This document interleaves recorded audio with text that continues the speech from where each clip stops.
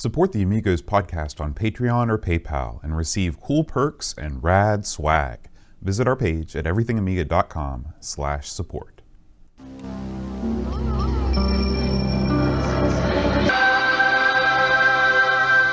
Amiga, the first personal computer that gives you a creative edge.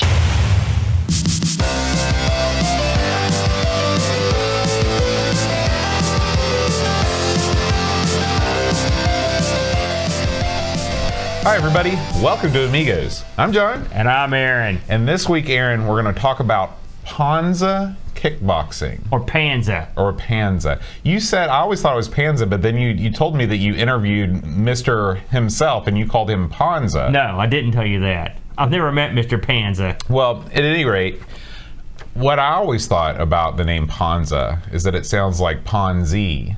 Like a Ponzi scam? Yeah. See, now I think of it in a different way, like Panzer. Like a Panzer tank. I don't know what that is. Is a like Panzer a tank? Yeah, like a Panzer, and then his kicks hit like shells coming out of the front of the tank. Because I know about Panzer Dragoon, that famous series. Yeah. But that's a dragon game. I don't know where they get the name Panzer. You're riding dragons there. Well, I know that, but I mean, where's Panzer? Is Andre Panza in that game and he's got a fleet of dragons?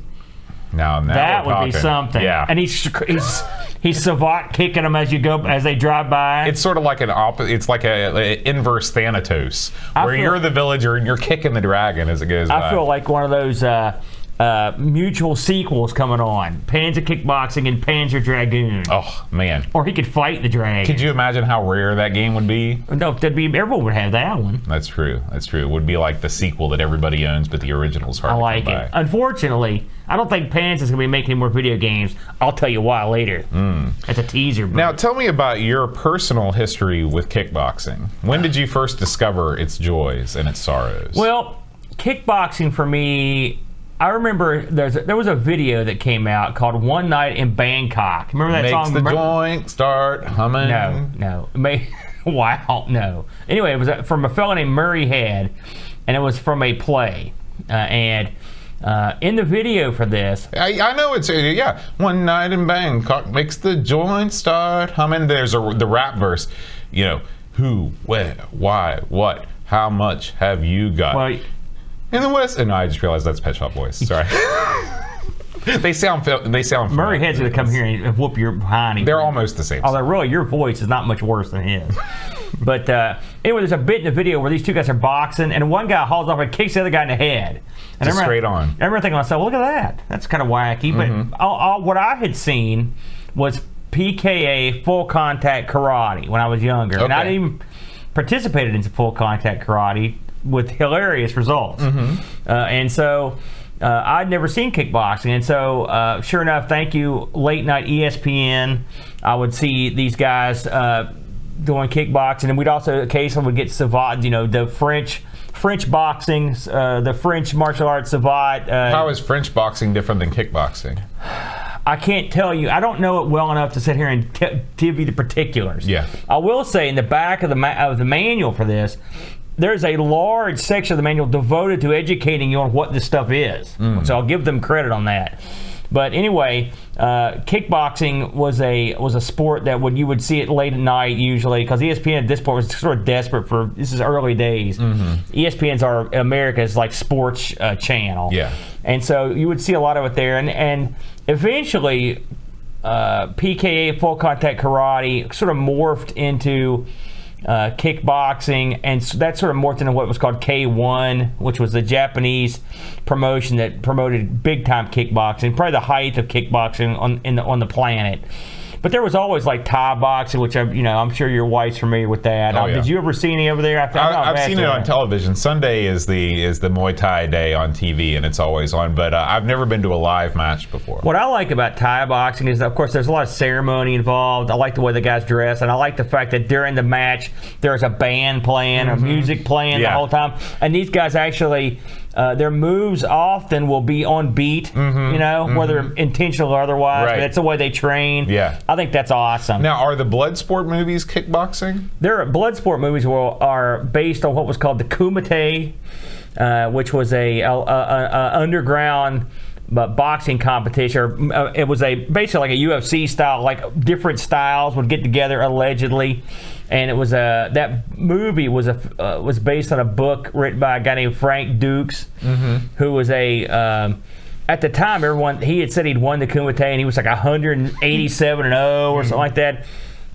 This is probably garbage. A lot of people have punched holes in this crap. Fraudulent people in the world of martial arts. Oh man, there's a guy that's got a channel devoted to like bull crap. It's called Bullshido.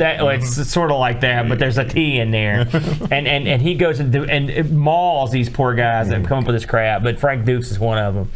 But I will say, Andre Panza, a legitimate, real, actual kickboxer, which we'll get into him more when we get into the game. But yeah, so I've been watching kickboxing for probably 30 years. Oh, yeah. So you're well versed. On and off. Well versed. Well, amongst the other things. In the art of kickboxing. How would a kickboxer do against an MMA guy? Kickboxers have done MMA many times. In fact, almost all modern mixed martial artists train in Thai boxing, and you have to. It's the days of specialization are over. You have to sort of know how to do everything. Yeah. So there are plenty of guys that go over to Phuket, Thailand, and train there. Amongst all the many schools that are in that town. I have been there before. Oh, really? Yeah. What's it like over there? I always wondered. Phuket is different than the rest of Thailand. Yeah. It's almost like Hawaii versus the rest of the United States. Yeah. It's very, very. Everybody goes there on vacation. The prices are the same or more as American prices, which is not the same as in Thailand, obviously. Yeah. But if you want to see sort of the highlights of everything Thai, it's the place to go. There's tons of beautiful resorts, tons of Muay Thai gyms. So you'd like it. Yeah, I'd like to go there someday. Yeah. Maybe once you move back over there, I'll cruise on over. Absolutely. Yeah. We'll have you anytime. Yeah, man. All right, Aaron, let's talk about what Dreamcatch has been up to this week. It's as timely as our topic was today. So Dreamcatcher has a little ditty here on the 8-bit versions of a game based on a film, a very popular film, at least over in these parts, called Big Trouble in Little China. Yeah, I don't know if this movie is known outside of the United States. Oh, really? Yeah, I don't know. This was a movie, I believe John Carpenter did it. In fact, I know he did.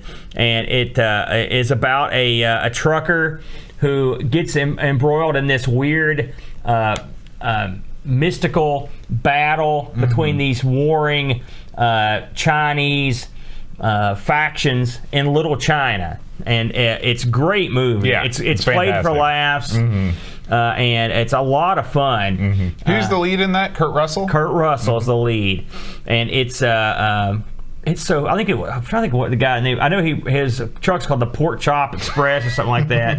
There's a lot of funny bits in it where there's one bit where a guy tries to chop a beer can in half with a cleaver, and there's a big thing about that. His character's always making these idiotic comments, and of course the famous line, they take this potion to give them like some kind of powers, and they're in this elevator and they're going down, and he looks around to his buddies, he goes, "I'm feeling sort of invincible." I'll never forget that. but so, and another movie where the Asian lead role is played by a non-Asian, which it's funny because it makes no sense in the film. I remember I was always like, what's going on here? That chick's not Asian, what's happening? Why do they want her? But they wanted her, who knows why. Anyway, it's a great flick, and so I didn't even know there was a game based on it, but I should have, because every movie that has any sort of name has got a game based on it, on something. And so Dreamcatcher goes into detail. Of course, he has to break down the movie fully, scene by scene. Yes, he's gonna break it down fully. I mean, this is a long bit here. But if you're into Big Trouble in Little China, I suggest you give this one a whirl, because that's a good flick. The game, I haven't played it, so I'm not going to make a comment on the game. According to the guys in the chat, Big Trouble in Little China, big in the UK. Oh, beautiful. Yeah. I should have known. Yeah. It's funny, I bought the evil guy in the movie, the super evil magician. I bought his action figure and gave it to Chudley for Christmas a couple years ago. Yeah. He's a big fan of that movie. Cool. Yeah. Cool. Let's talk about what's been going on this week in Amiga news, Aaron. Amiga news. There it is. All right. Did you know I was waiting? I knew you'd on it. So these are just a couple 4 videos that we have to share. The first one comes from our boy, Amiga Love. He's our boy? He's our boy. This is a video about all the different Amiga keyboards. So, according to him, the Amiga 2000 had every single variation of Amiga keyboard. So, you can check out, he goes through all the differences, all the different switch mechanisms. Look at that. Yeah, I mean, like, that seems insane that he animated that himself, but maybe he did. He's Amiga love after all. He's got love. He can do anything. Love powers him. Yeah. What do you think about that song? What? I haven't thought about Love Power in forever. I don't even know that one. Power. I don't know that song. I thought you were quoting that song. No. Is that a real song, or are you just making that up? No, I'll play it for you later. There's an Amiga love song? No, it's a song called Love Power. Oh. It's from the 80s. I was much more excited about the Amiga love version. No. But anyway, this is a lot of close-ups of a lot of keyboards. Man, nothing gets me hotter than a sleek, sexy keyboard. Absolutely. And then they zoom in, brother. And man, when there are animated diagrams, I'm in. When I'm in the zone. Just Tilda sends a shiver down my spine. Woo. Good God Almighty! If there's a pound sign on that sucker, it's over. I ain't coming home tonight. Up next, this is a triple threat. We've got Ravi Abbott. We got Stevens Auto Center. He's selling cars. This is over off the Ripley Fairplane exit in West Virginia. We've got Dan. Or not Dan. Yeah, Dan, but not Dan Wood. This is a different Dan. Dan too. We call him Bearded Dan. Yeah. And, of course, Retro Man Cave himself. I think Dan and Retro Man Cave are one of them is a doppelganger. Yes, the other one. Yes, absolutely. Ravi has brought along his Amiga 4000. Look at this thing on the front of the 4000. Yeah, my Amiga 4000 had a gimmick like that on it that said Video Toaster. Oh. It didn't look like that. The one I had was like a tower and it had a little stripe on it. Yeah. So this is towards the end of the 4000. They just started bundling in the toaster with it. No, I don't think so. I think it was you had to buy the specific toaster version of it. Oh, be my guess. Okay. I looked at that. I was like, man, look at that. It's a sweetie. I was just thinking about the Amigas that we got rid of. And man, if I'd known we were going to be doing this show, and I would have gotten back into Amiga so hard, I kept some of the stuff, but none of the big stuff. Gosh, I'm kicking myself now, but what are you gonna do? Hindsight, right? Yeah. But I watched this. It was interesting. That's Ravi's computer he's had for a long time. Like I think he said his dad got it for him, as his dad worked somewhere and had that. So I thought it was kind of neat. It's just as interesting as you think it is. You got the couple of luminaries. I'm not familiar with Dan. I know Dan's associated with some sort of other show. Okay. But I don't know him, so I'm sure we'll see him around. He's made the big time now. So. Yeah. All right, and it's Ravi Abbott mania here. Because he's put out another... Welcome to the Retro Hour. He's put out a video about... And it's funny because... we'll talk a little bit about my interview with Retro Man Cave, but we spent some time talking about the Ombre chipset, and here, lo and behold, a couple days later, Ravi puts out a video all about the Amiga that might have been. Now listen, I'm not gonna not to undermine or counteract any opinions on the Ombre chipset, and I believe Mr. Pleasance has spoken about this thing too. Someone somewhere they were acting like this thing would rival like a PS2. Yeah. That I find a dubious claim. Now I know they said this would be as big a technological leap as the original Amiga was. That sounds great, but the PS2 was out a while after this, and that PlayStation 2 chipset was supposed to be a real wheeler dealer, as I recall. So if this is going to be on the level of that is... I don't know. It's a tall order, to say the least. Ravi, he goes in. He basically covers all that we know about this thing, which is some, but not a whole lot. And he throws up some schematics that are very basic. You've got CPU and you got various leads. Even you can understand these, Boat. Yeah. So look, CD drive. Right. Exactly. So I don't know. Do you think if the CD32 would have been like a PlayStation, do you think it would have beaten the PlayStation? What? You mean if let's pretend that new chipset exists, okay, and it's in C3? Is that what you're saying? Right. No, because unfortunately, Commodore at that point would still be around, and I don't trust them to make anything work. They were stinking up the joint big time, and listen, the CD32 isn't a dud. It's a good little system. Oh, it's a consoleized A1200. They could have done something with that, but they didn't. And why? There's a couple reasons, but not the least of which is they were on their way out anyway. So now, if you're saying technologically, if a CD32 came out, like we're looking at here, a CD64 that had a PlayStation 2 like chipset that had that kind of power.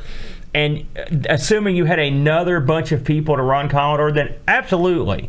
If you've got the technology, often you can do well. But a lot of times, and we've seen this, let's look at it. Me and Brent just did a show on ARG on the GameCube. Okay, the GameCube, from what we read, technically, it's got better, it should be a faster, better machine technically than the things that beat it. But it still got crushed. Why?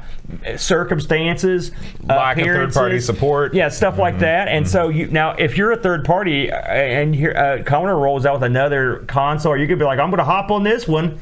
Well, a lot would have to change for me to believe that Commodore could put out a winner. Yeah. Because they had so thoroughly and completely, they botched the Amiga almost from Jump Street. And if it wasn't for the fact that the Amiga was so awesome, it would have probably never gotten anywhere anyway in the first place. So the Commodore that brought out the C64 was not the same bunch that were steering the reins of the Amiga's future. Absolutely. So that's just me. Now, what do I know? But I'm not optimistic. Let's put it that way.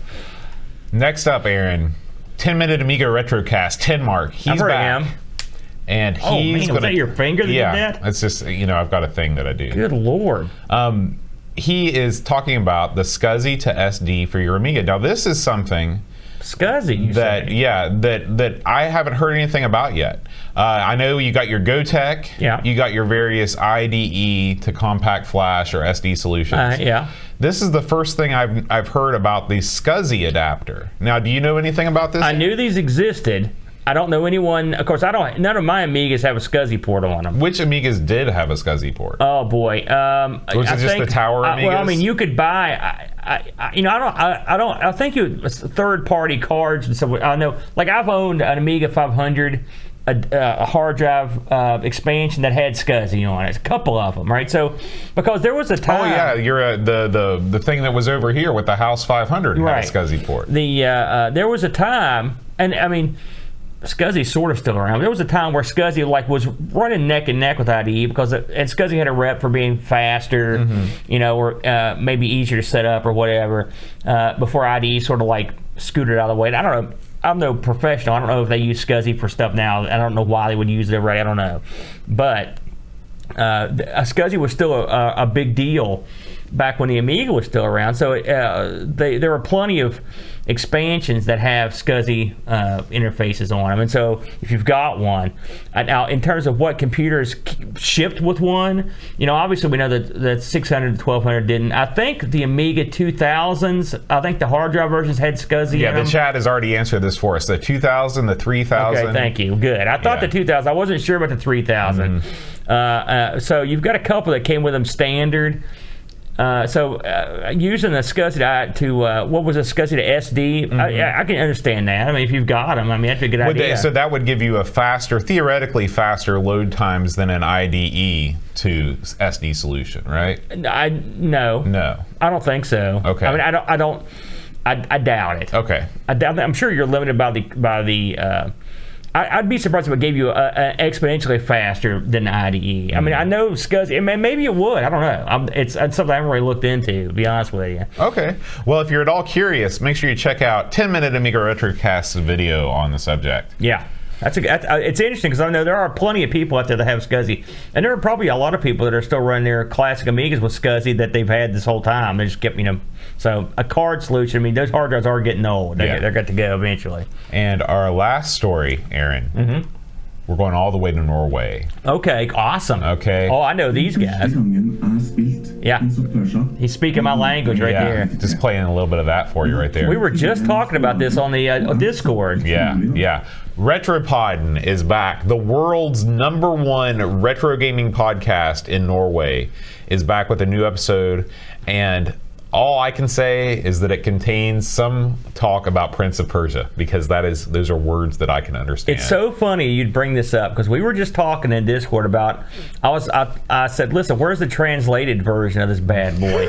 And so someone had brought up the possibility of uploading this to YouTube and then using their auto translate to listen to the thing. Yeah. So maybe that's something we could try out. Well, I've listened. I can't understand a single word. You may be surprised to hear this, but I've listened to this podcast before. Oh yeah? And I'll tell you why. Okay. Just listen. Because it's soothing. It's soothing, man. Did you do it to hit the sack or whatever? This is just like whenever I need to calm down and just chill. I put this on in the background, and like when I'm cleaning down here, it soothes my soul. I don't really want to hear it in English. Some things, just like Japanese pop, if you translate it, it loses something. Now, some of our friends are like, was it Leaf that does? Who's involved in this? Yeah, Leaf is involved in this. Now, I learned today that we've been saying his name wrong all these years. It's not Leaf? It's Leif. No kidding. Like a potato chip with an F at the end. I got it. Yeah. I got it. Yeah, Leif. All right. Yeah. So, but anyway, Leif is in charge of this, and he does a real awesome job with it. So our good buddy, we've known Leif for a long time. He's #1 in all of Norway. Yeah. Astounding. It is. It's astounding, but in a way, it's not, because it's so well done. I bet if we could hear this podcast, we would shrink away and feel pathetic at its side. Yeah, we'd because probably no just one's hang it listening to us to go to sleep. I can tell you that. Hey, y'all doing? It's us for some Amiga. No one wants to hear that as they're trying to drift off into dreamland. We're in their nightmares. Amiga. Booze. That's what you'd hear. And then you're singing. That'd wake up anyone. Holy smokes. That would. All right, Aaron, that's going to do it for this week's Amiga News. Let's jump right into Panza Kick Boxing. Oh, man. I'm not going to lie to you, Boatster. I've been pushing this one for a long time. If you'll recall, before we were back picking these ourselves, I was like, come on, let's get some Panza going. We never got no Panza. So now it's Panza time. I'm very excited about this one. And I will say that we are borrowing some footage from our buddy Life School, one of the head honchos over at Lemon Amiga this week. Frequent commenter on our videos. So thank you, Life School. I love those guys. Unfortunately, I failed out of that school, unfortunately. So, well, you can always go back and you can get your GED in the school. Well, I'm in Reform Life School. I'm trying to get that going again. So, let's talk about Panza Kickboxing, one I definitely have played before. First released in 1990 on 2 big floppy disks, published by an outfit called Futura, and developed. It was developed by Futura, and it was published by Futura / Loriciel. How do we pronounce that? Is that Loriciel. Right? Loriciel. Now, Loriciel. Oh, no, I'm see sorry. Right there it is, Loriciel. I think that might be Loriciel, like a CH. Really? Chill in there. I don't know anything about French, but it's funny because Loriciel, I was just telling Bo, we've covered them like 2 weeks running on ARG because we covered a French computer, the Auric, we covered the Auric, and then we covered the MO5 out of France, the Thompson, and both weeks, Loriciel, whatever they're called, did some of the games we worked on. So sure enough, they did this one too. Big players in France, big players. So let's talk about this developer. On the Amiga, these guys worked on a game called Advanced Destroyer Simulator. They did a game called Best of the Best, which we'll talk about later, and a game called D-Day. So these guys are basically doing, it's like 2 war games, and some kickboxing. Yeah. Let's put that together.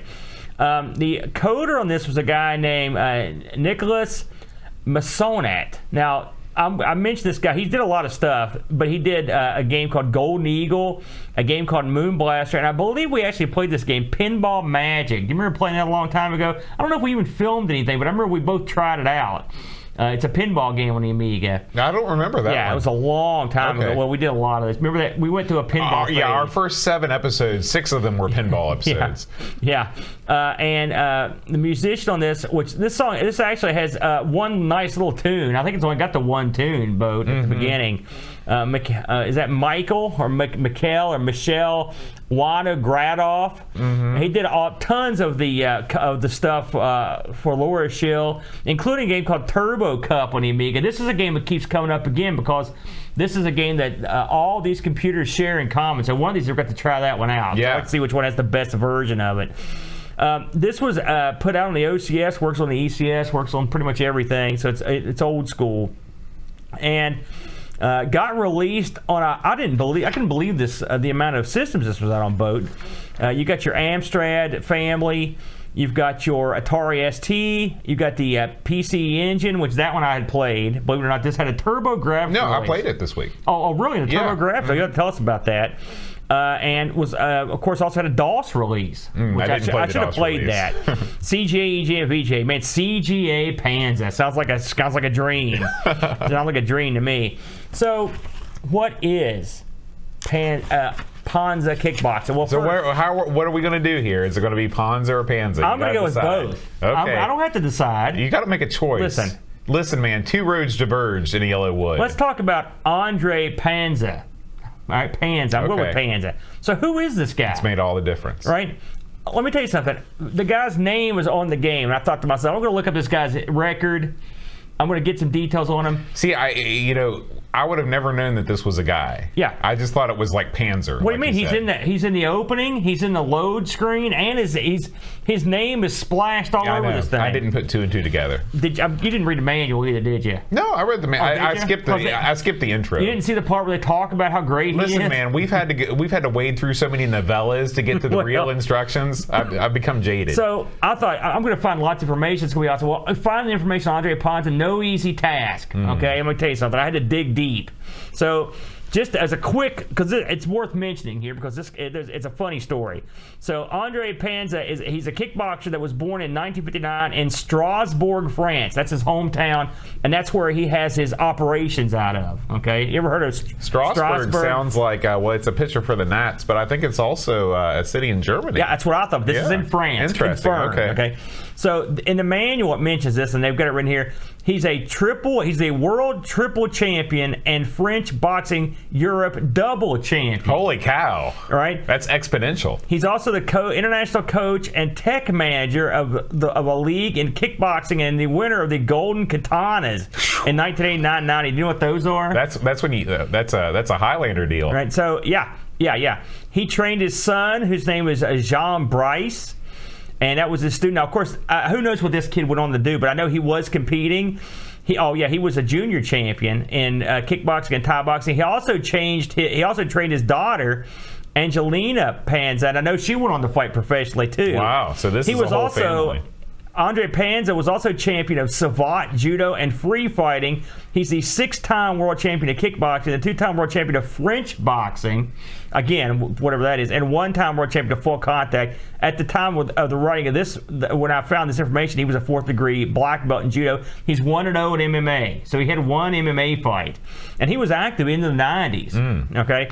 So he's got a gym that's featured in the game called the Panza Gymnastique in Strasbourg, France. If you look on the side of the ring when you're fighting, you can see it says Panza whatever. I think that was another clue to me that this might be a place or a thing and not a guy. No, it's a guy. Yeah. It's a guy. It's an absolute. So I found an interview with this guy in French. So I had to do some translating here. I'm sure you did it by hand with a paper dictionary. Oh, I did. Thank God for that. Thank God for lots of loose leaf paper. So they asked him about the game, right? And he said, "Listen," he goes, "the game was the first game dedicated to kickboxing and was top of the software, all right?" And he said it was a great pleasure to work on it, but here's the big part: the company I worked for later screwed me and didn't use screwed on the royalties flowing and reopening the game under a new name. And he goes, "I prefer to fight at the time than to earn money." So he basically went to war with him, but he didn't get any money. All right, so I'll get into what happened there later, but he got screwed by these people, and I'll get into that. So the game was in development for 2 years.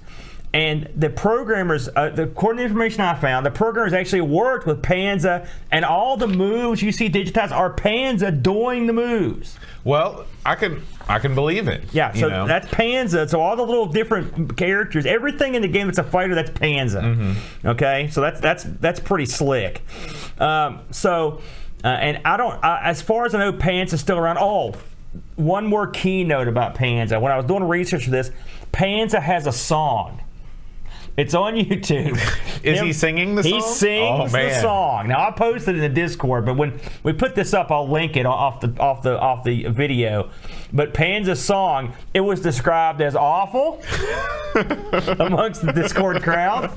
But I thought that was great. And of course, on the album cover of the song, there's a chick there, and then there's Panza in his outfit with his belt. You got to have the belt. The triple-double belt. Something tells me that Panza just rolls around Strasbourg with the whole belt, with multiple belts on. So Panza's still among us. As far as I know, he is still alive. I mean, the information on this guy was surprisingly light. And trust me, just to find out what I did, I had to really dig deep. Well, here's the thing. Here's my personal opinion, is that the information about Panza probably is light in English.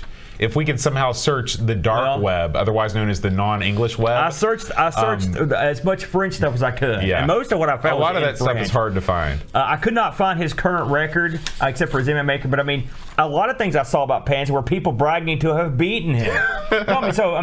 His name was so revered. Sure. It's like, crap, I beat Panza. Wow, big deal. So this guy was no scrub. Now, the funny thing about that was when I researched this game, I saw the comment made over and over that people at the time couldn't figure out why this guy got a game. They're like, who's this guy? Like Panza, he's not that big a deal. So I don't know if he hadn't. I mean, I'm assuming that people just didn't know much about kickboxing and said that. As opposed, I mean, who would you put in there? Right. Who's the most famous kickboxer you know? Jean-Claude Van Damme. Right. And did he kickbox or just guessing? No, wasn't he in Best of the Best?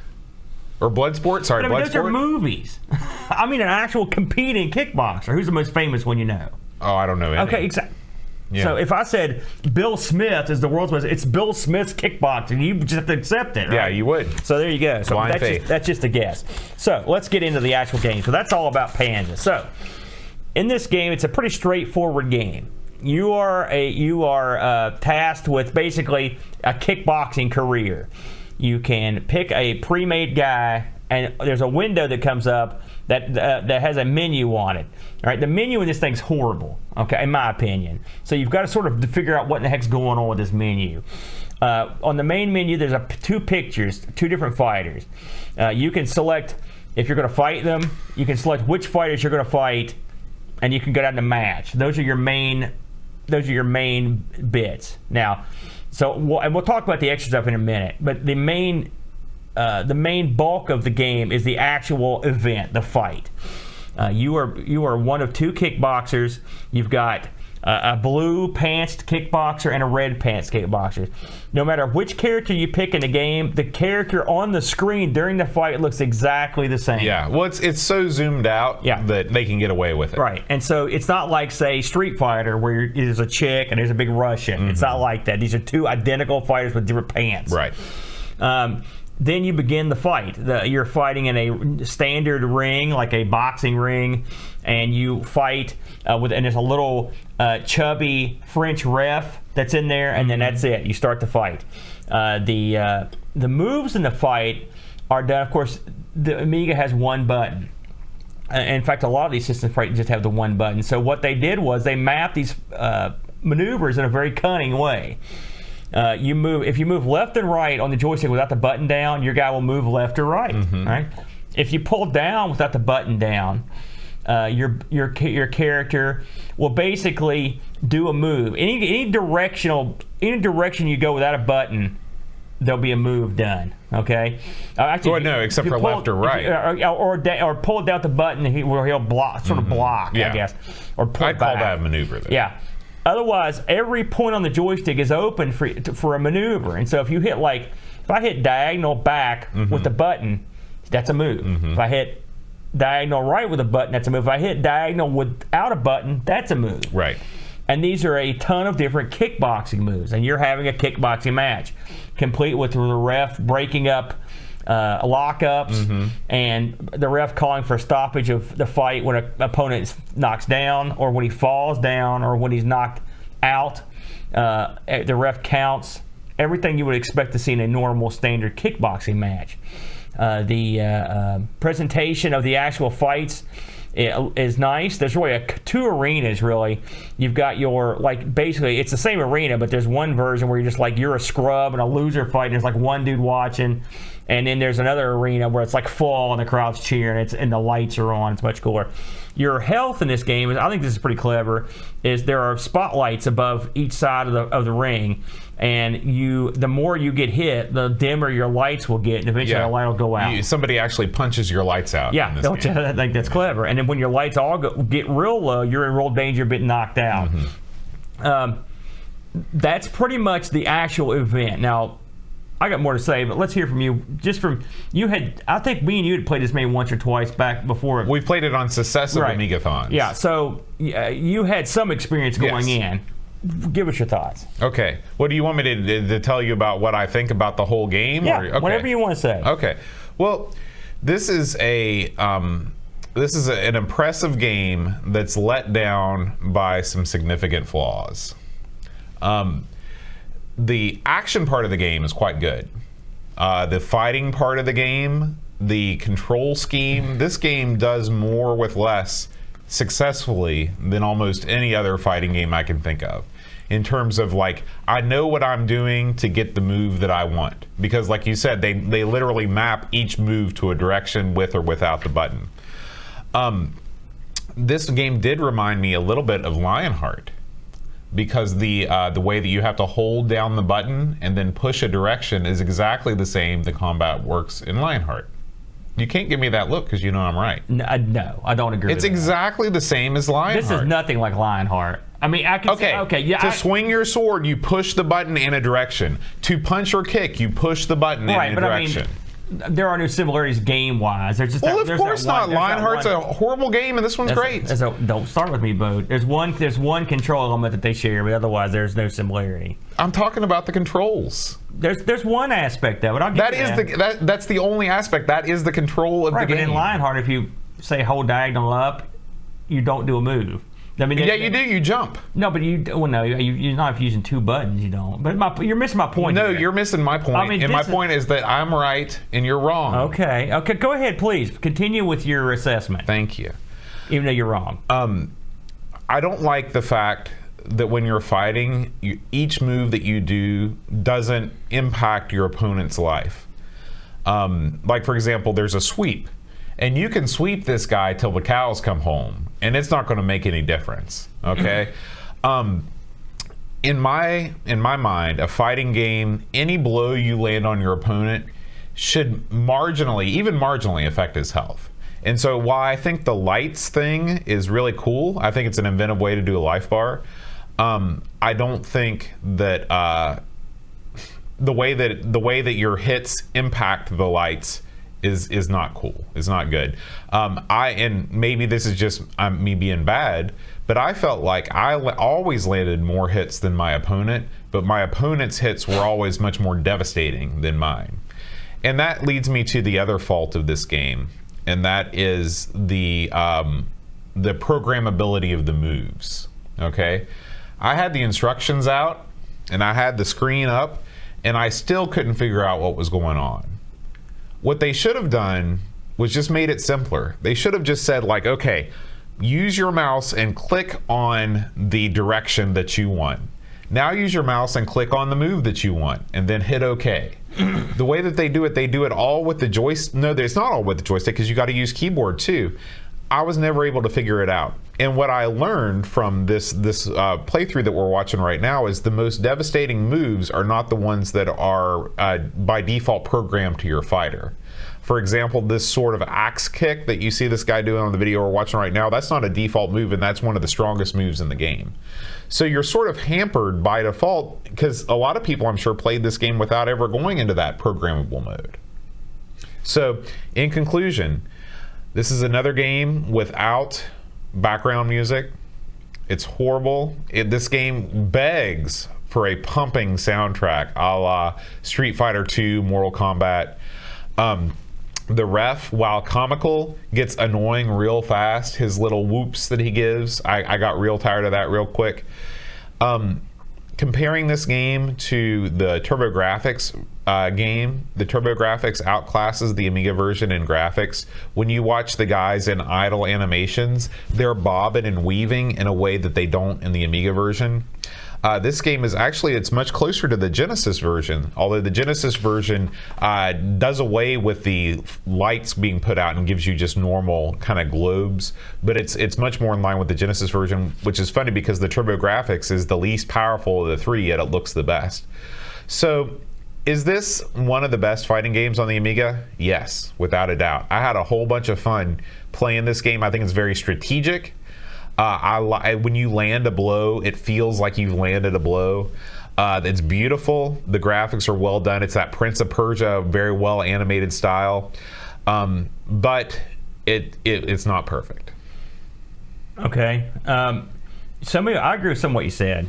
One more thing. Yeah. The fighters, when you're selecting your fighter, and when they basically just swap the faces for that's horrible and comically bad. I agree with that. And the menus could be easier to navigate. They're actually, like, one thing that I think is amusing is why do you have to hit the button to see the physical stuff pop up from? Can they just have that listed on the picture? Stuff like that.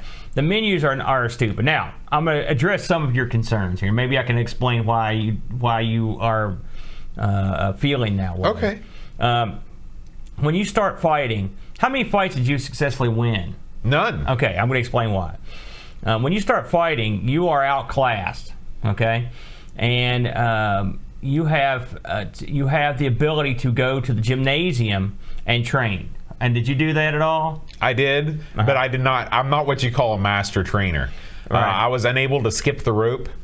I was able to lift the weight for a very short amount of time. Yeah. And when the reflex test. Yeah. I was never sure if I was hitting that thing. I will say that is one failing. Now, the way these exercises work, and I had to go to the manual. It's funny, I've played this game for years. I've never understood exactly how they work, and I'm still not great at them.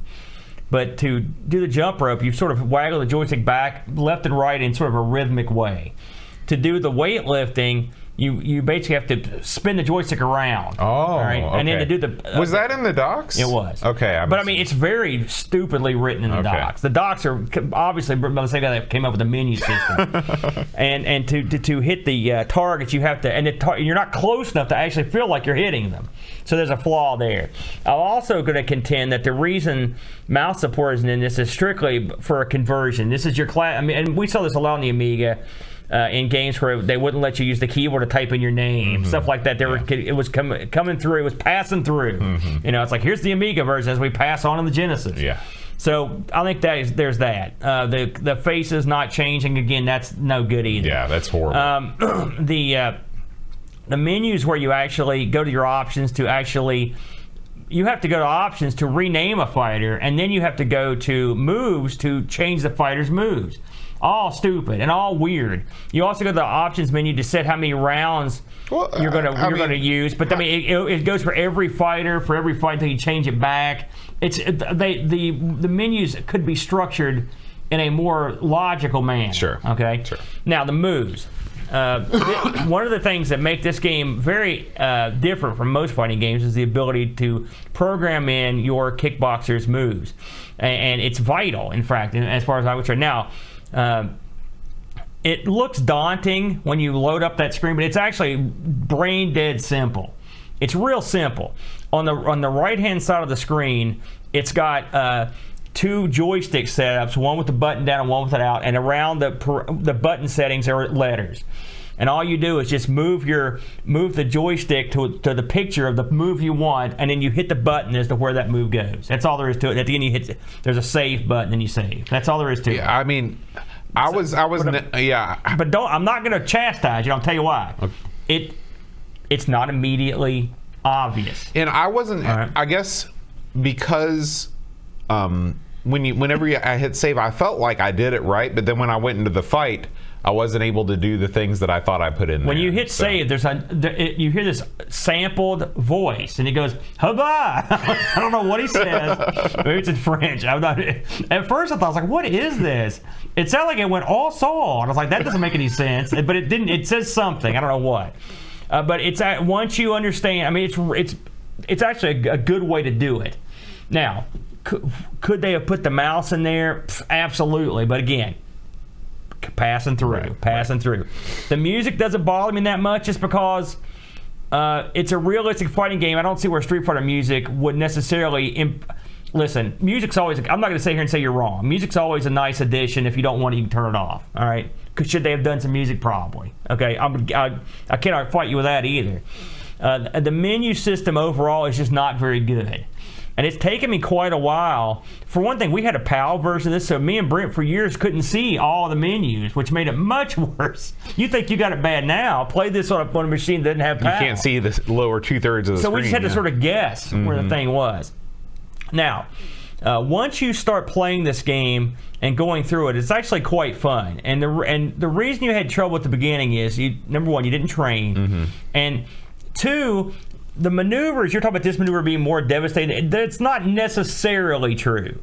And the sweep, knocking a guy down with not any X damage, a lot of the moves in this are strategic. That sweep is often used to get a guy off of you that's flurrying on you, right? And it's which is exactly the way it's used in actual modern kickboxing. It's a get off me sort of move, right?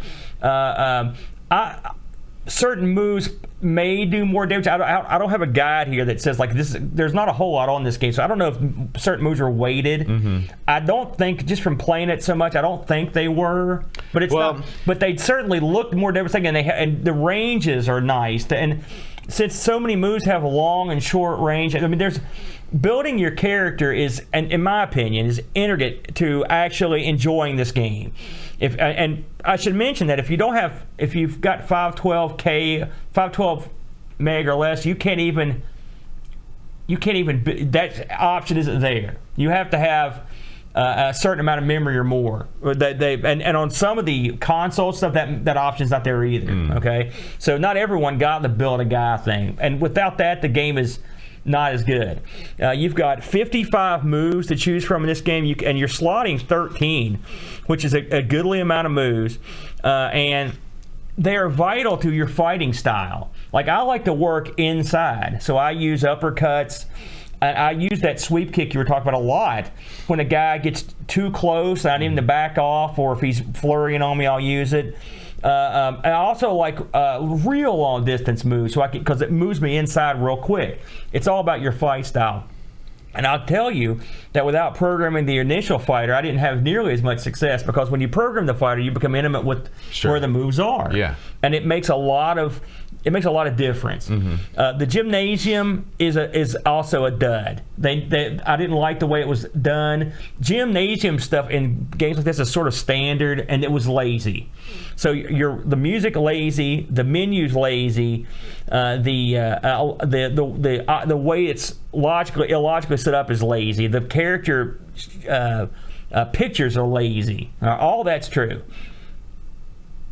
But it's forgivable because the game is so excellent in terms of, in fact, the tournament mode lazy too, where you have to just go and pick your next opponent. Right. There's not even a grid. Right. Now, I did write down, there were some built-in characters here, and I thought this was interesting just because of the way that they've got these. Listen to these. You fight these characters when you start a match. A lovely French girl, they call her the pom-pom girl in the book. She has a circle she holds up with something in it. It's the round girl, right? Right, but when you lose, there's something in that circle, right? Now, when you win, when you lose, it shows like a first aid kit, right?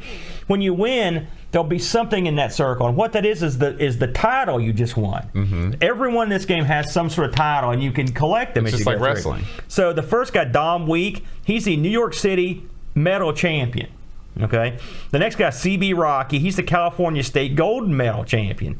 Then you got Fred Allen Teddy, the UK champion cup holder. And there's a cup, right? Then you've got Aldo Casanova, the European, these names. He's a European Cup champion, and here's my favorite. For the United States East Coast Champion Cup champion, Turbo Diesel Panther. And he's our local hero. And then you've got Bulldo Man, the West Coast champ, Marvel Kick, the U.S. belt champ, and then Andre, world belt champ. Now, I looked at these characters, by the way, and I think some of these are based on real fighters. Like, I'm pretty sure that Marvel Kick is based on a guy named Superfoot Wallace, but I can't be 100% sure on that. And I think Turbo Diesel Panther is based on somebody, I couldn't remember the guy's name. Diesel the wrestler? No, this predates Diesel by some time, I think. Now, so overall, before I move on, I love the game, but it definitely has flaws. I'm not going to say here it's like the best game ever. They screwed up a lot of stuff. All right, that could have been better. Now, I didn't know about this until I started researching this. There's a game out there called Best of the Best Championship Karate. Okay, I'd heard of this on other machines. Okay, I didn't realize that the Amiga got a port of this. Did you know the Amiga had a port? I found one video of it on YouTube. I'm going to be making one, I might add. And this is from the same outfit. And what this, from my understanding is, I just found out about this the other day, was that this was sort of an updated version of Panza. Oh, okay. Now, I looked at it. It looked pretty much identical with one major exception. Any mention of Panza on it is gone. So it's sort of like when they re-released Mike Tyson's Punch-Out, just without Mike Tyson. And so when Andre mentioned that he gotten screwed, that's what they did. They re-released this game and didn't cut him in. Sure. And keep in mind, he was in all the animations, and he's, from what I read, he's still in the game. Yeah. Well, I mean, how many stories of game development where people have gotten screwed have we heard? Yeah. It's all the time. And here's something you might find interesting. This one got a release on the Game Boy, the NES, the Super NES, and the Genesis. So there's a lot of... and that's why I'd heard of it. And also, as I recall, there was a movie called Best of the Best that was out about that time. It was like a karate movie. Yeah. So I thought it was interesting. But, overall, it's a great game. It's fun to play 2 players. It's great. But you have to be prepared to figure out how to make your character. And you've got to squeeze enjoyment from the fighting system, because there's little added enjoyment to be had from any additional stuff that they could have added, like more fun modes or anything like that. So, what I would have liked to have seen is a Final Fight style mini game where you beat up a car, something like that. Or is that Street Fighter where you beat up a car? There's nothing in here. When you've got a system like this, there are opportunities to do some other interesting fun stuff. The training mode is cool. It's a cool idea. It just stinks. I mean, it stinks. And I finally figured out what I was doing, and it's just, most of those training modes aren't very fun. They're very rare. They're about as fun as training in real life. Listen, you've got to, have they ever played track and field or something? Just kind of look at what they did. You could do something like that with boxing. You could punch birds out of the sky or plates or something. Something fun. Not like, I'm going to lift a weight. Here, waggle your... It's added on. It's tacked on stuff, which is that's what it is. So, again, I like it. I give it a thumbs up, but I can understand why people would get annoyed with it. And as simple as the move setting is, it's not simple when you just load it up. You look at it like, by God, what am I doing? It looks complex. Yeah. It's really not, but it looks complex. I had a look on... to see some reviews on this thing. Reviews were sort of all over the map here. Lemon gives this a 7.96. Amiga Action gave it an 87.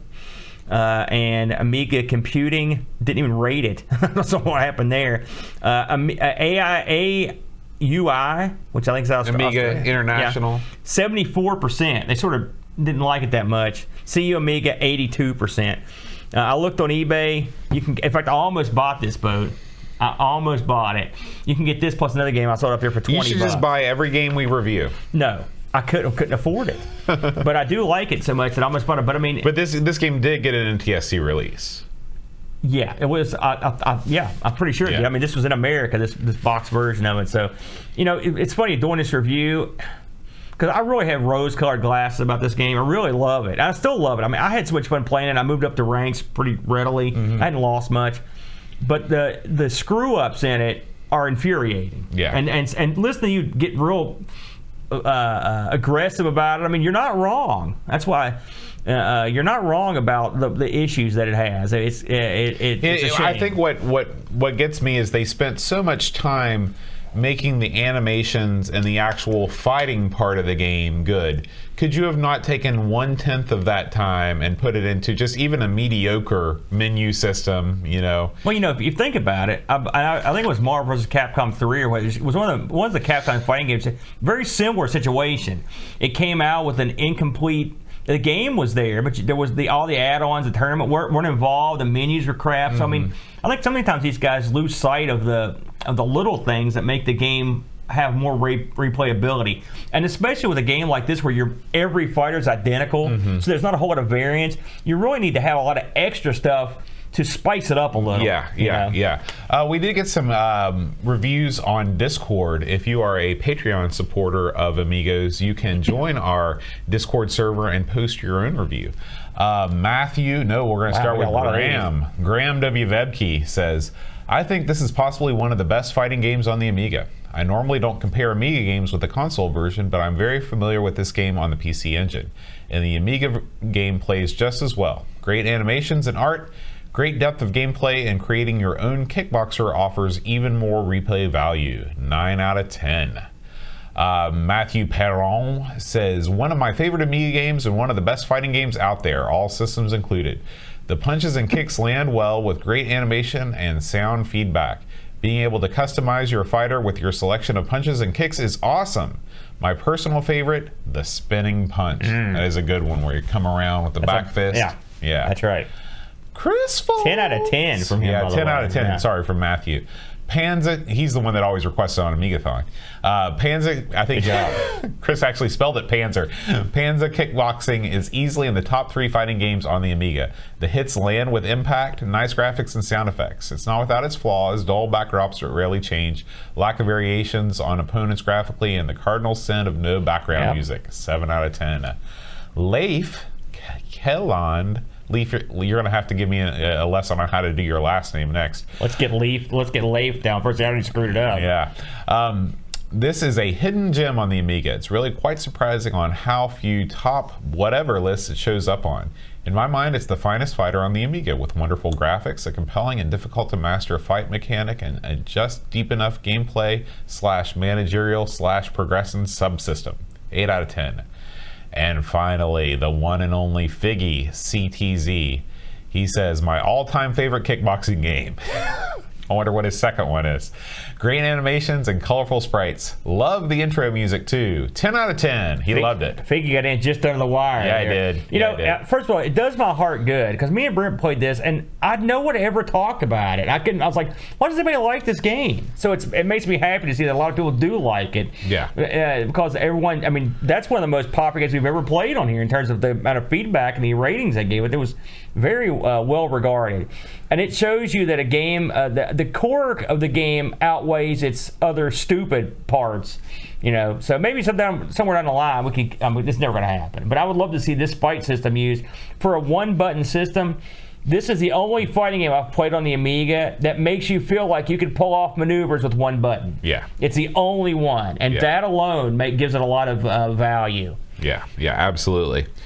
All right, Aaron, it's time to give us a little update on what's been going on the old YouTube channel. All right, we've had a lot of action this week, haven't we? This has been one of our biggest weeks of all time. There's a picture of me just relaxing. I like that one. Watch me lounge, drink. Oh, shoot, I got a drink over here. So we kick things off with your video of this game, of Panza Kickboxing. So you have been, you fired this up on the actual Amiga 1200, right? Let me tell you something. Get ready for a slew of Amiga videos, because I finally got a nice way to dump the Amiga video, and I am going crazy. I love it. And so I thought, well, what a good way to kick it off is to get some. And I would say when I did this, it had been so long since I played this, I'd forgotten everything. So I had to so I was actually glad I did. I had to go through and remember how I did everything. But yeah, that was my Amiga contribution for the week. More to come, lots more. My Amiga contribution for the week was playing Super Mario Land 2, 6 golden coins on the Game Boy. Yeah. So I don't know why. I think I was streaming something else, and I just thought about playing some Game Boy, or maybe we were talking about Game Boy on the Discord. This is the first real Mario game for the Game Boy. The first Mario game, Super Mario Land, was not made by the normal Mario team. It was made by a different team. Mario didn't really respond like Mario. This game is like a condensed version of Super Mario World for the Super Nintendo. I've not played this, but I've always heard good things about it. It's a very good game. It's quite easy, so I love it. Oh boy, yeah, now you really made me want to play it. Yeah. So the gold was underwater there? Yeah. Why isn't the water running out the tunnel? Hey man, you don't ask questions. All right, he's got wings in his head. So I played about halfway through this, and I plan on playing the other half of it at some point this week. So tune in if you're interested in Game Boy action. What did you play that on, Bo? This was an emulator? Just an emulator, yeah. It's that's tough so to emulate vibrant the Game and Boy. crisp. Yeah, it looks great. great. It really looks good. When you play an actual Game Boy, it's just like, oh. No, it's a spinach colored mess is what it is. All right. Hey, I'm harsh on everything. I noticed that. You're getting really fiery. Let's talk a little bit about your City of Heroes live stream. Well, listen. I'm going to justify this. I swear to you. Okay. I want to hear this story. I have been working on some sort of rig in the other studios to do live streaming of live gameplay, multiplayer gameplay online, mostly for role-playing purposes, if you want the truth, and also to do some testing on our connection for when we do the Thanks for Giving marathon right after Thanksgiving. And so I thought, what better way to do it than just get the boys together and we'll just play some City of Heroes. And that's what we did. We had a couple sessions. We did it late at night. I believe we had, I think Ricky DeRocher was on there. It wasn't like it was well attended or well watched. But if you see these pop up occasionally, that's what's going on. We're just and the boys loved it. They thought it was great, so they could go back and watch their games, what it looks like. So it's fun. And I will say, I think I've got the bugs ironed out. So. Good. I've played Star Trek Online, Picard, but why am I not surprised that you're shilling for it? The ranking of Amiga platformers rolls on. Now, this was your second effort in the Brian the Lion. I was having major internet issues the first time I tried to do a stream of Brian the Lion, but I managed to get it together and play this another one of these sort of classic platformer Amiga games. And we covered this one. Gosh, how long has it been since we played this? It's a couple of years. Yeah, it's been 2. God, that long, man. But Brian the Lion, it's an okay game. It's an okay platformer. It's got some flaws, but it's a late release and it looks really, really good. I played the AJ version, looked great. Brian looks like a dork. He does. It's once again the curse of Amiga. Right. Your main character is going to look like a geek. Just look at him right now. You got Sonic. We've got this dork. He looks stunned everywhere he goes. He looks nothing like the cover art. The cover art makes him look like a mean dude with attitude. Yeah, I'm sick of those guys. How about a meek dork with no attitude? Get him on the screen. Sounds like me. You're right. Where's the boat platformer of my dreams? Hey. You in a sweater vest, chastising people as you run by them. Let's talk about. So I forgot to actually upload our Project X episode. So if you're a YouTube, I was wondering about that. I was going back through and looking at our playlist, and I realized that I forgot to do that. So that's up. The big news for this week is that I interviewed Retro Man Cave, and if you're at all interested in the history of his channel and what his future plans are, where he came from, where he's going, check that out. Retro Man Cave's a really nice guy. I was glad to peer inside the cave in real time, and we just have a real nice chat. And Neil's awesome. Yeah. And I will say, this interview was great. He's great. Your questions are like top shelf. I thought you did a great job on that boat. Well, thank you. And Neil was very candid, a very interesting guy. So super nice. Mm-hmm. I really enjoyed it. I really like his stuff too. So now, I suspect this won't be the last in the boat series of interviews. No. In fact, the Amigos interview, the series called the Amigos interview, has its next guest lined up for tomorrow. A lot of people don't. I don't know, but some people may not remember that and together I think we did one. But you've interviewed a lot of like pretty big names, right? Pleasance, right? Oliver Twins, Flack, Yeah. Ravi, Mike, the guy from Amiga Forever. Mike, even though we lost the audio. the for guy that. from Amiga Forever, Pixel Vixen. You also sat down with the fellow from Cinemaware. We sat down with him on the show. Yep, In fact, he's Sven. joined us for a whole show, as I recall. So you've got some pretty good. I'm sure I'm forgetting. Our buddy. Was it Will that came on for the episode about D-Paint? Yeah, Will Williams. Yeah, Will Williams. So you've done some interviews, and together we've done a couple. Mostly, Boat's better at this stuff than I am. I just let him go, and he was great. He did a good job on that. Well, thank you. You get an attaboy. What did you guys cover this week on ARG Presents, Aaron? Listen, the shirt says it all. I'm into old school gaming. Nothing says old school like the Nintendo GameCube. It's right there beside the 2600. We spun the wheel, we made the deal, and this week we did GameCube games. Now, we chose, I would say, sort of diverse games this week. And Brent chose, it was also Bizarro week, so we chose each other's games. So Brent chose for me Kirby's Air Ride. You ever played this? No. I'm a big GameCube guy. I'd never heard of this before. Well, apparently this. Brent, we both decided it was basically baby's first kart racer is what would be a good name for it. And then I chose for Brent another great game for the kids, Def Jam Fight for New York. So we got Brent. I just wanted to hear Brent talk about hip hop, and he did. He went well into hip hop and the history of Def Jam. I thought that your comparison was very apt. What would happen if they updated Pit Fighter for like a 3D engine? Yeah, and this looks like it. Well, I mean, again, these are the guys. These are the Aki guys who have a lot of experience in combat video games. They did a lot of the wrestling games, and so. I'm not gonna lie. I picked Def Jam for Brent because number one, I want to hear him talk about hip hop, but also I just think it's a great game, and I love Def Jam Fight for New York. No, so. I'm gonna go against the tide here. I never found the GameCube controller to be that bad. Oh man, it's not. No, it's a good controller except for the button setup. It's horrible. I think that if you're playing first-party Nintendo games that are set up for that layout, you're okay. But yeah, anything third-party, Madden, I couldn't imagine doing anything with God. that. Yeah. I mean, and the thing is, like I was telling Brent, it feels good in your hand. It really does. And it's the way analog, better than the N64 controller. Lighter, more nimble, but the button setup is just the dirt worst. Yeah. It's the worst. Although the N64 gives it a run for its money, its button setup's horrible too. I did an Atari 1200 XL stream this week. I continue to move through the book that you got me, the greatest games on the Atari 1200 or the Atari 8-bit series. I played some Blue Max. I watched a good chunk of this. Some Boulder Dash. Yeah. Boulder Dash is the most infuriating game I've ever played in my life. I played this thing 5 times and I died in the exact same place 5 times in a row. It was so horrible. My kid walked in while I was watching this. He goes, "What is that?" I go, "Boulder Dash." And he, for about 1 second, he became obsessed with this. Whoa, what's he doing there? And then literally 2 seconds later, he was out. He didn't give a crap. Yeah. So it held him for just only for a moment. I played a really fun game, possible antecedent to Splatoon. Yeah. This is a game called Bristles.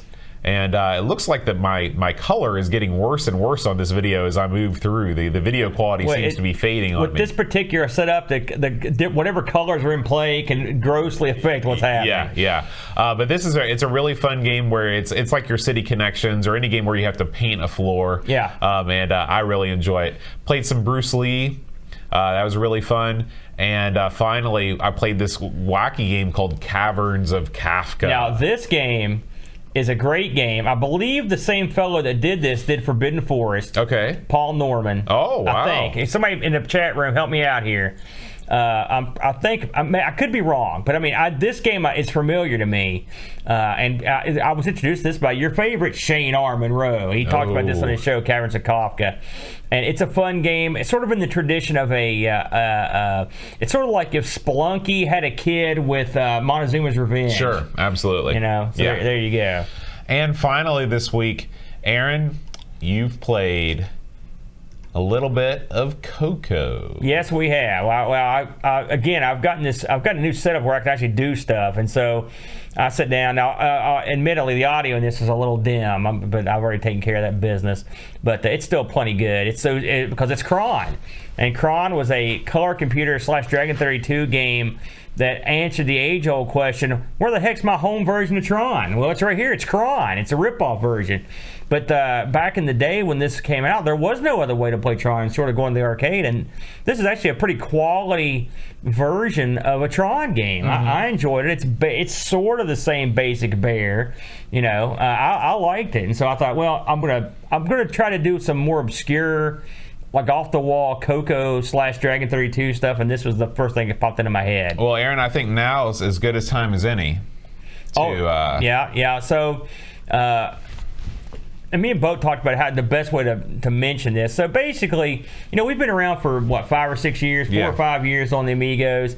And we started off with just a podcast, and those horrible mics and the headsets. We went through a bunch of different levels of mics, and we had cameras, and we had green screens, and all that stuff. So our supporters have been very kind to us over the years, and amongst the many things they've allowed us to do is upgrade our video quality. But it's also allowed me to finally be able to get a nice streaming signal out of the Coco and the Atari line of computers, which if you know anything about those computers, they are tough as nails to get a quality signal out of because they're old, and the signal that comes out of them is wonky. Yeah, it's not a normal composite. Yeah, and they won't play well with a lot of capture stuff. And it's not like we didn't look. We looked around. We tried every kind of crazy thing, and ironically, something real simple ended up fixing the problem. So now we've got the ability to capture really good footage from the color computer / Dragon 32 and the Atari. And so we've been kicking around the idea of doing some sort of Tandy color computer show. And so now that we have the ability to capture good footage, we're going to go ahead and kick one off. And so we're announcing today that we're going to, probably starting for real sometime next month, we're going to start a Tandy color computer / Dragon 32 game-based podcast. It'll be very similar to our Sinclair. We'll just pick a couple games. The difference is we're only going to go once a month with this. We're going to do it once a month because I don't want to. We introduced ARG last year and almost 2 years to the ago mix, now. and then we've introduced in the past year or so we've introduced our Sinclair. And it's been great. And one of the things I like about it, and of course we do ARG, me and Brent, but me and Bo did it at first. One of the things I like about these shows is that I get to play with these systems that they're all gameplay. There's no fluff, there's no baloney. It's stuff I've never seen. And the Coco was a machine that I had when I was a kid, but it's been so long since I played that almost all the stuff I don't remember. And so now that we've got the ability to play these things and have a lot of fun with them, much like we did with our Sinclair when we got a Spectrum up and running, we figured, what the heck, we're going to give it a shot. So we're gonna start doing a show next month, and the name of the show, Bo?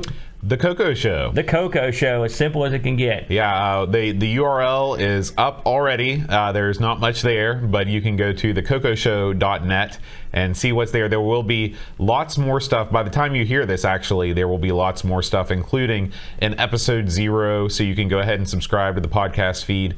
I'm very, very excited to do a show about the Coco because it's yet another computer. You grew up with it. You know it well. I don't know anything about it. Now, all that said, we are the Amigos, and the Amiga is our #1. And the reason we're putting this at once a month is because that won't change anything else at all.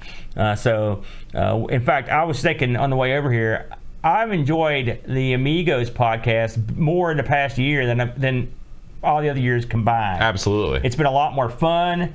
I like having the committee pick the games. It's a lot more fun. The AGSC changed everything. And now that I can dump a quality signal for the first time, I looked at my Amiga on my flat screen high def TV, and it was glorious. It was glorious. I basked in the glow. So now we can start capturing some quality video. There's going to be a lot more for me anyway. There's going to be a lot more Amigos plays. In fact, the one I've got on tap I'm hoping to film it sometime next week. I'm going to just restart it. I'm going to do all the bar games events.